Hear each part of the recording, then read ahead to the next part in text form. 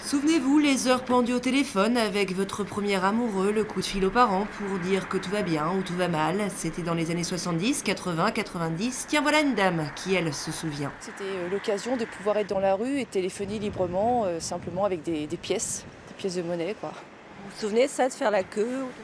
Oui, de faire la queue au pied des cabines, oui, c'est déjà arrivé, parce que tout le monde n'avait pas les téléphones chez soi et c'était l'opportunité de pouvoir téléphoner librement. Mais voilà, le téléphone portable est arrivé près de 20 ans plus tard. Ça donne ça, les cabines téléphoniques prennent de l'altitude pour finir leur vie dans la benne d'un camion.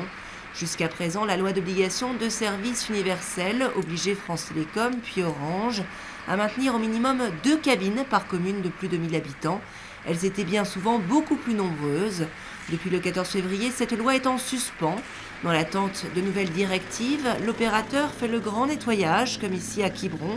Il faut dire que les temps de communication sont devenus pratiquement nuls.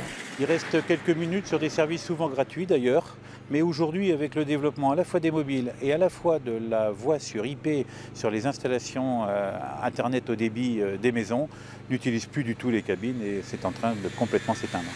Alors voilà, il va donc falloir s'y résoudre. Petit à petit, les cabines risquent de totalement disparaître de notre paysage, alors qu'il existe encore quelques résistants extraterrestres démunis de portables.